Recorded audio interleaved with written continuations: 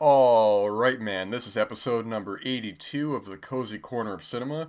This is being recorded on Sunday, October 22nd, 2023 at 12:52 p.m. And there is a nice chill in the air, man. I'm looking outside right now. It's a little cloudy out. It definitely rained a lot last night, and it was just perfect, man. I was in bed last night and I didn't have to work today, so I'm in bed. I'm tired. The cat's cuddling up right next to me. You hear the rain outside, and it's just one of those feelings, man.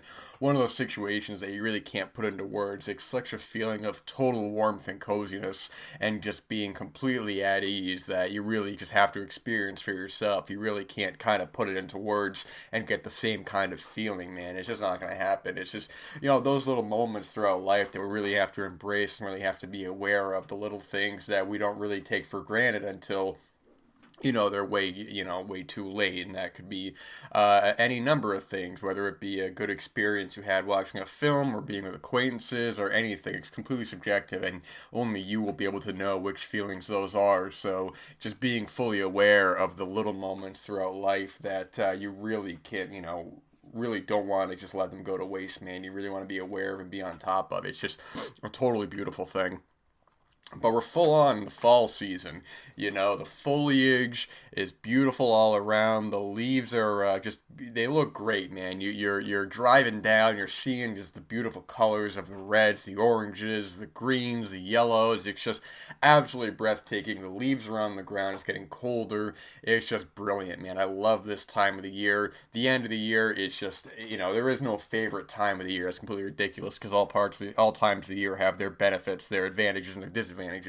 But this time especially is such a highlight. It's something I completely look forward to without anticipating, because people they go throughout their lives and they're like, oh, I can't wait for the end of the week, end of the work week. I can't wait for this event. I can't wait for that event. And then next thing you know, it's there before you know it, and you're like, oh man, where'd the time go? Everything's going by so fast. It's like, my man, it's like it's one. There's no issue with, there's no problem with looking forward to something. But if you're like, oh, I'm just counting down the days, it's like, brother, every day is a gift, and that's why you gotta appreciate it every single day that you got, man. The good days and the bad ones, the positives and the negatives. It's all about taking it in one thing at a time, growing from your negative experiences and growing from your positive experiences as well. Just being a better person by your own standards, and just accepting the life that we have and how precious it is, man. Because next thing you know, you're going to be in your deathbed going, oh, I wish I did this, wish I did that. And it's like, man, that's why you got to do what you got to do in the time that you got to do it, man. That is today. You want to learn a second language, you want to write the great American novel, you want to become a filmmaker, a painter, a musician. You're like, oh, well, I will one day. It's like, nah, man. That's right now, man. That's today. Don't be waiting around waiting for somebody else to make your dreams come true for you, because it's not going to happen, man. If you're waiting by a phone line for, a famous, studio to come, say, hey, you want to direct this $1 million film? It's like, hey, it's probably not going to happen, but that's your prerogative. That's your life. You got to live it whichever way you feel you got it, man. But it's with Halloween coming up next week, there'll be another cozy corner before Halloween. It's great to get into the mindset of this time of the year with films, with literature, with autumn fashion. Oh, there is me forgetting to silence my phone again. My apologies there. Um, but in terms of films, we're talking about cinema on this show. It's great to one moment. Apologies about that. I had to pause for a second. I try not to pause. Try to have a consistent train of thought. But of course, I was making a joke a little while ago, saying that anytime I'm busy or I'm in the middle of something, like everybody wants to text me, everybody wants to get in contact. No, and I'm not too busy when I'm just able to talk. It's like no one's around. But yeah, what I was saying before is that this time of the year, a lot of people talking about films and literature to kind of get yourself in the mood for, during the Halloween season, whether that be just horror films in general. You go online, you're bound to find plenty and plenty of great lists of just solid horror films to watch. Watch this time of the year, films you maybe weren't familiar with, or were like, oh man, I've been hearing good things about that. I want to check it out. I'm the kind of guy who I like very festive kind of films this time of the year, man.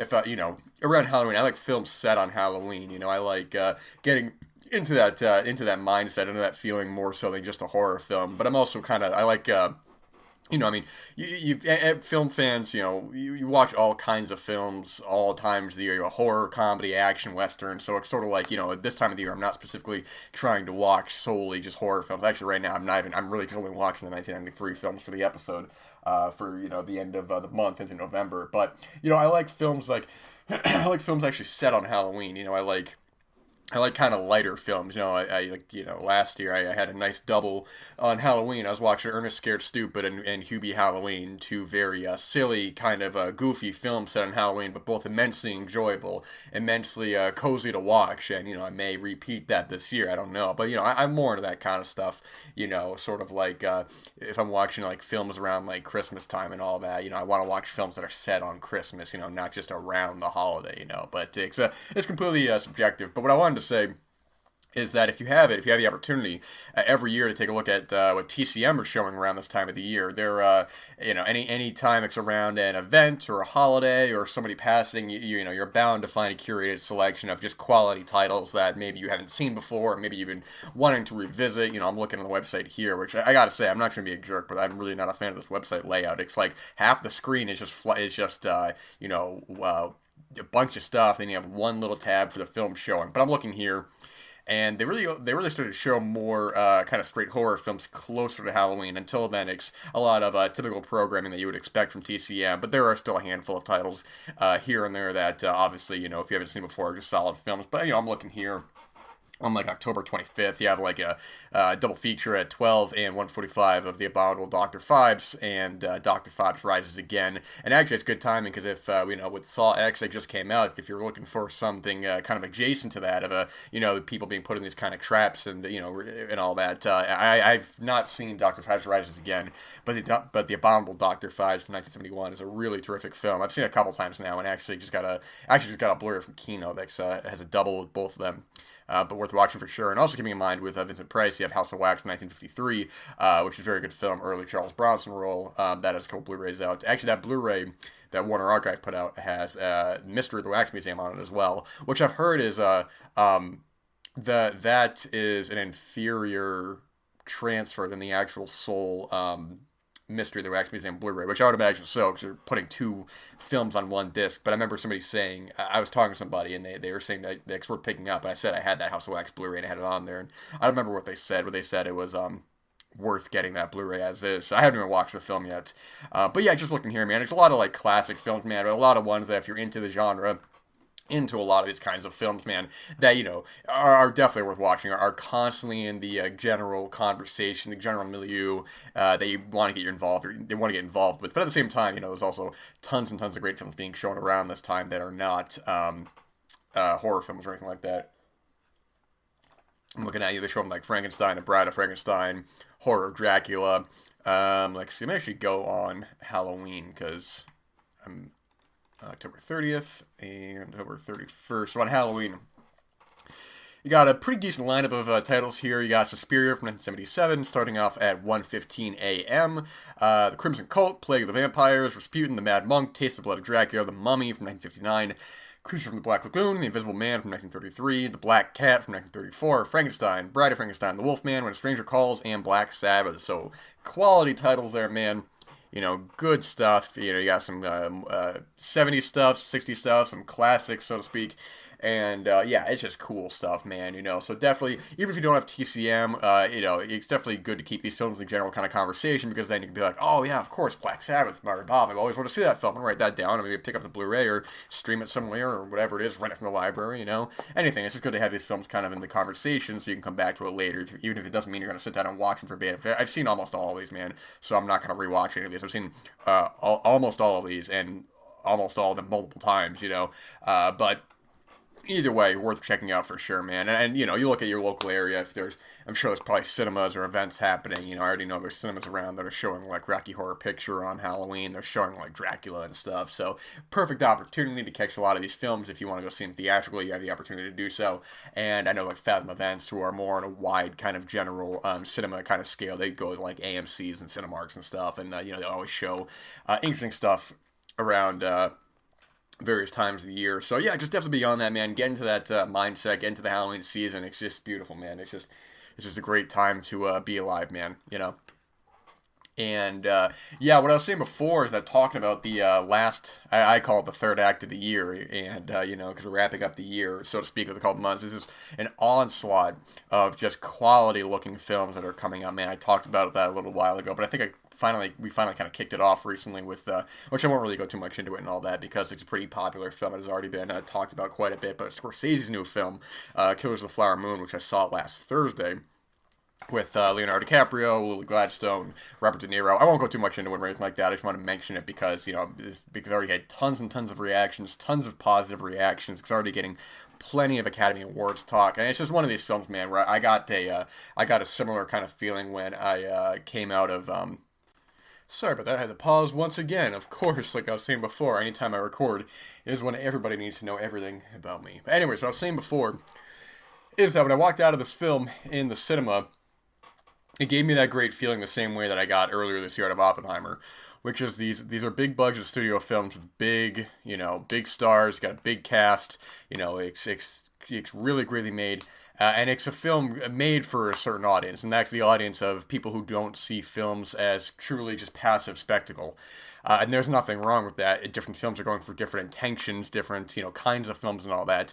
But ultimately, what I get out of a film like this and Oppenheimer, which is why they're two of the strongest films on a major level that I've seen this year, is that they're truly for an adult audience, which is the fact of the matter is that there is little spectacle in the film. There are little moments to put in the trailer. It's primarily a lot of dialogue, and I can tell you that because when I saw Oppenheimer, I saw that three times theatrically. One showing, two people walked out. Actually, I'm sorry, I think like three people walked out. And then another showing, I think one or two people walked out. When I saw Killers of the Flower Moon, two people walked out because these are long films. Oppenheimer is almost 3 hours, and Killers of the Flower Moon is practically 3.5 hours. And these are dialogue-heavy films. These are films about gray morality, about characters. They are not about spectacle, where you can watch the trailer, you're getting all the spectacle out of the way, and you watch this film. There's very little violence in the film, but the violence actually contributes to the story. It's there for a reason, and I'm not saying that just because these are films made for adults that automatically gives them a pass. That'd be a ridiculous statement to make. However, I am saying that if you listen to the show long enough, I've become so disinterested in contemporary mainstream cinema because it's become so nauseating and it's seen purely as just a passive kind of form of entertainment. There is no filmmaking. There's no kind of craft. It is truly just assembly line kind of movies. Whereas you watch a film like this, where you have filmmakers like, and whether or not you like or dislike the film is completely your prerogative. They're not getting a pass solely because of that. But when you look at filmmakers like Christopher Nolan or Martin Scorsese, these, filmmakers who actually care about the craft of the art and are actually able to get these major kind of budgets to do what they want to do and make these just exquisite pieces of art. It's truly something that should not be passed by. And, it was just fantastic to see this, man. It was fantastic to see this theatrically. I know that I chose not to see this. I mean, two things. I chose, for one, not to see it in IMAX because it doesn't seem appropriate for this kind of film.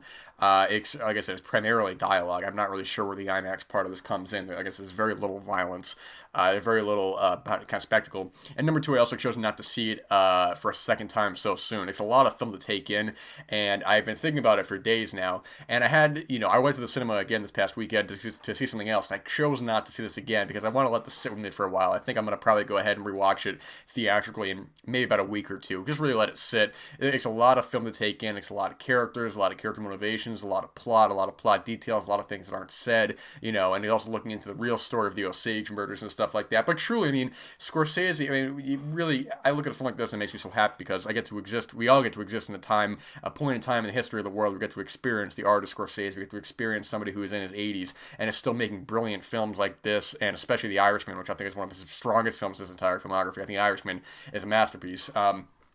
And it's just such a great feeling to walk out of the cinema, get something out of it, actually have a film stick with you rather than just some nonsense, something that it's like fast food. It goes right into you, and then it goes out, and then you forget all about it, man. It's just there's just nothing to it. And I'm not saying that obviously those kind of big spectacle films, obviously there's plenty of hard work. I mean, they hire hundreds of people and put in hundreds and hundreds of hours of time, and I'm not diminishing those films at all. I think those films just need to balance each other out. Films kind of made for a more discerning audience and films made for more of a general kind of audience, and I think that's totally fine, totally good. However, I'm just saying that especially when I'm reading what I was talking about before in that book, the Sam Peckinpah book, where he talks about a lot of the filmmakers that are coming up around that time into the 70s. You know, the Coppolas, Scorsese's, Peckinpahs, and I say coming up, I mean like really kind of in their prominence. You know, I know that Peckinpah was doing that stuff a little bit before Scorsese and Coppola, you know, about a decade before that, but I'm just saying that all these really interesting filmmakers, John Schlesinger, making just these really interesting films all at once, films that can coexist with more kind of big spectacle films out of the disaster films of the 70s and all that.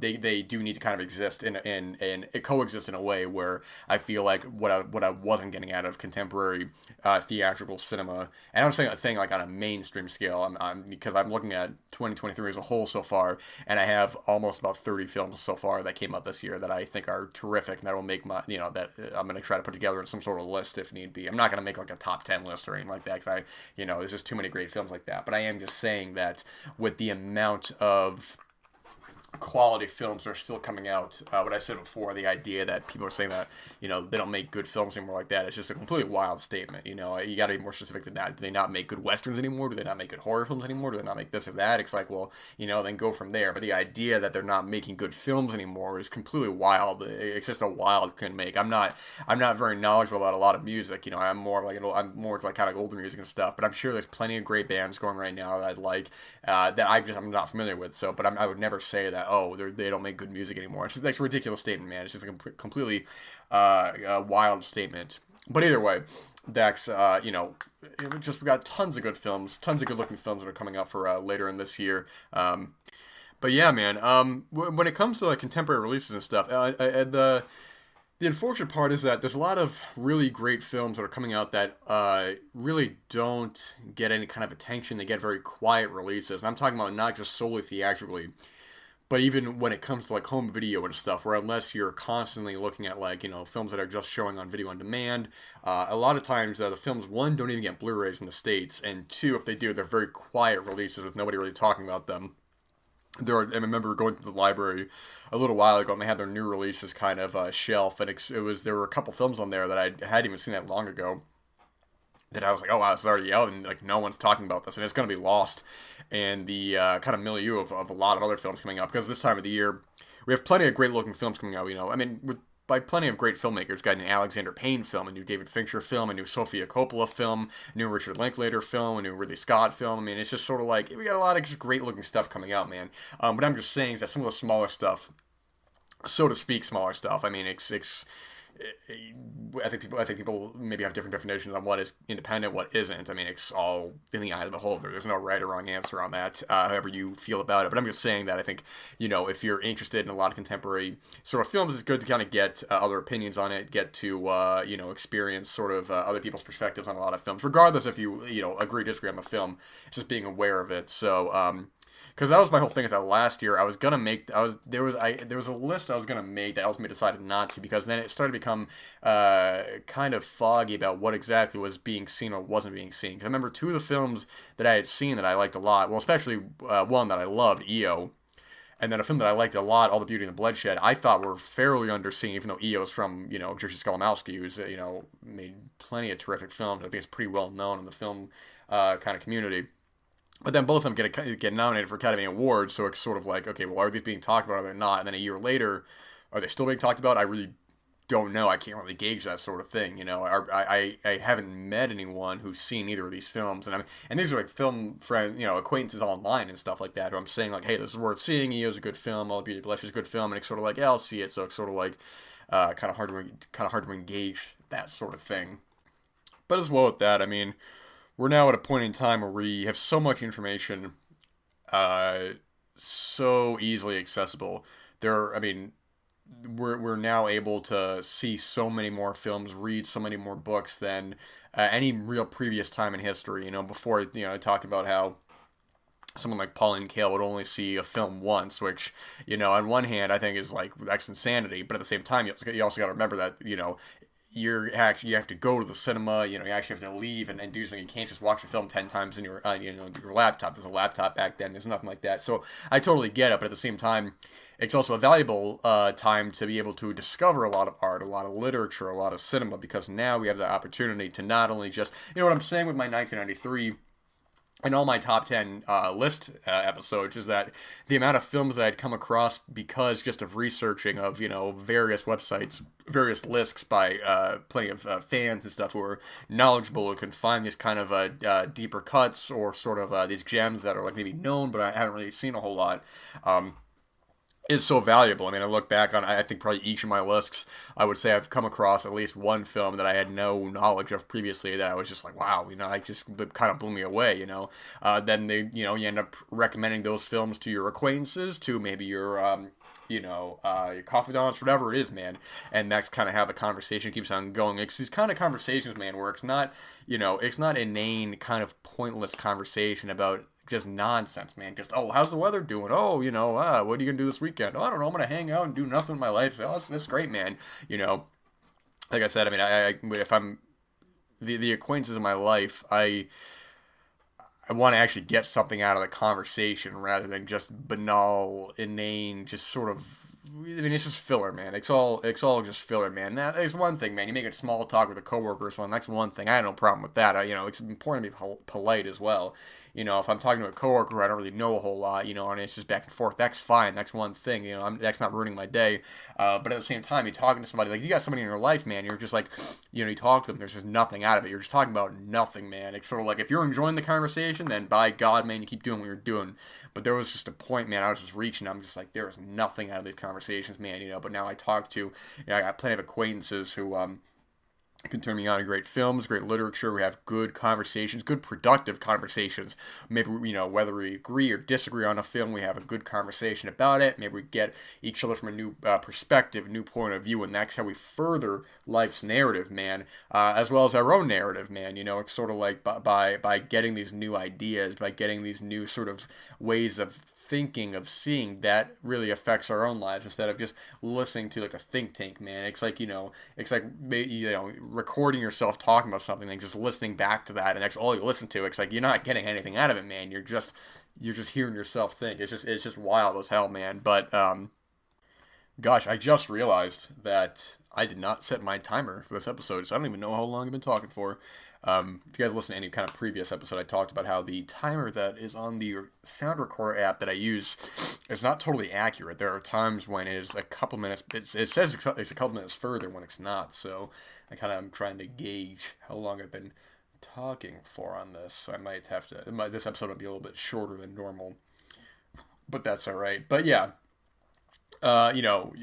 using this time wisely, going to the cinema, seeing what they're showing, some restorations, some rediscoveries, man, going to the library, these curated kind of selections, if you're still able to.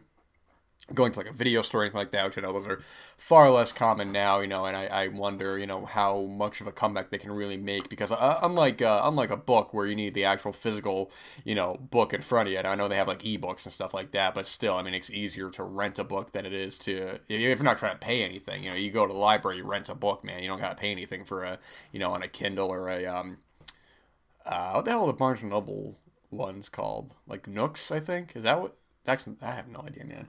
Uh, but I'm just saying, a film is different. A film, you can hold a physical copy of the film in your hand, or you can just go online and watch it or rent it, or whatever it might be. So I think, when it comes to like video stores and stuff, I do think that nostalgia is a big part of that.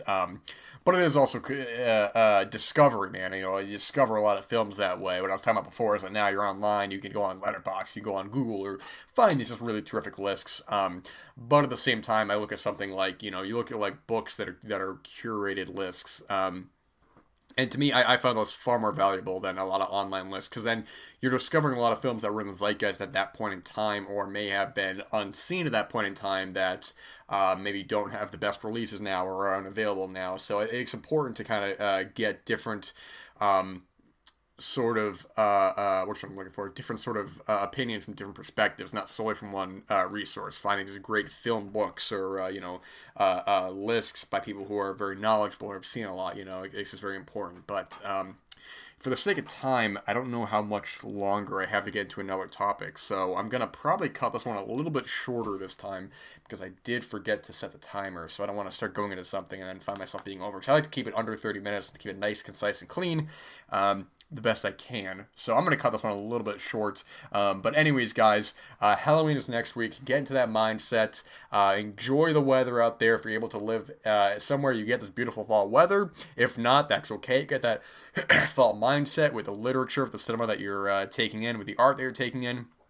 Use your time wisely, have productive conversations, and enjoy your life one day at a time, man. Because trust me, man, it's going to be over before you know it. We're only here for a brief amount of time, so we might as well do what we want to do in the time that we got to do it, as long as we're not hurting ourselves or anybody else, man. That's an important thing. So that cat over there is purring, which you guys could see this. He's going to go to bed pretty soon. He's giving me a look like, man, I wish you stop talking. I'm trying to sleep. All right, man, I'll be done in a minute. So, all right, guys, you have a fantastic rest of your week, rest of your day, whatever it is, man. Thank you so much for listening yet again, and I'll be back next time. All the best.